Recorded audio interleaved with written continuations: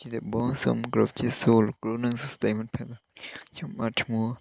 កុនផារ៉ាត់ជាសិស្សទី10ដែរហើយខ្ញុំបានឡើងមកបកស្រាយអំពីមេរៀនទី2ប្រកាសយោនិងអ៊ីកាសយោអញ្ចឹងយើងចូលដល់ slide របស់យើងខ្ញុំបានមកកាអញ្ចឹងយើងចូលមកដល់ទី1គឺកោសិកាអ៊ីកាសយោអញ្ចឹងកោសិកាអ៊ីកាសយោជាប្រភេទកោសិកាស្មុគស្មាញដូចជាកោសិកាមនុស្សសត្វនិងរុក្ខជាតិជាដើមអញ្ចឹងយើងមកបកស្រាយអំពីពាក្យអង់គ្លេសដែលលោកគ្រូបានដាក់អញ្ចឹងយើងពាក្យទី1គឺណាយមអញ្ចឹងណាយមជាខួរក្បាលរបស់កោសិកាវាមាននីតិផ្ទុកសម្ភារៈដំណើរពូជ DNA និងត្រួតពិនិត្យរាល់សកម្មភាពទាំងអស់របស់កោសិកាអញ្ចឹងចូលដល់ចំណុចតទៅគឺស៊ីតូប្លាសអញ្ចឹងស៊ីតូប្លាសវាជាសារធាតុរាវរំអិលដែលបំពេញក្នុងកោសិកាអញ្ចឹងវាមាននីតិជា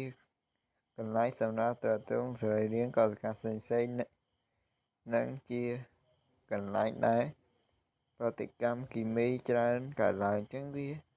ជាកន្លែងដែលទ្រទ្រង់កោសិកាហើយក៏វាជាកន្លែងមួយដែលប្រតិកម្មគីមីច្រើនផងដែរអញ្ចឹងចូលមកដល់ចំណុចបន្តគឺរីបូសូមអញ្ចឹងរីបូសូមហ្នឹងវាមានអតិសំខាន់ក្នុងការផលិតប្រូតេអ៊ីនសម្រាប់ប្រើប្រាស់ក្នុងកោសិកានិងលូតលាស់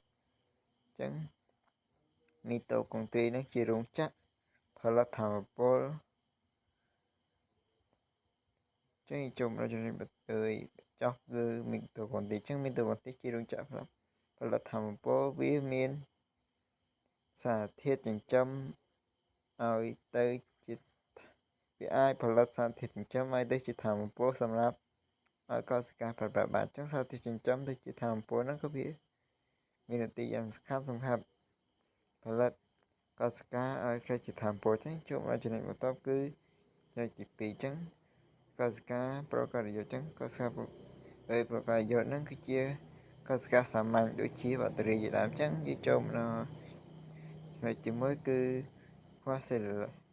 ផ្លាសេអញ្ចឹងម៉ាសែហ្នឹងគឺជាស្រទាប់រឹងខាងកើតគឺបង្អស់អញ្ចឹងវាមាននីតិការពារកោសិកានិងថែរក្សារូបកោសិកាឲ្យនៅថេរអញ្ចឹងចូលមកដល់ចំណុចតទៅទៀតគឺស៊ីតូប្លាសអញ្ចឹងស៊ីតូប្លាសហ្នឹងវាមាននីតិក្នុង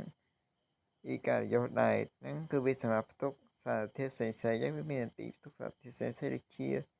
សម្ភារៈដំណើរពូជនិងសារធាតុផ្សេងៗជាដើមអញ្ចឹងចូលមកបន្តទៀតអញ្ចឹងគេហៅថាខ្សែអញ្ចឹងខ្សែហ្នឹងជាព័ត៌មានដែល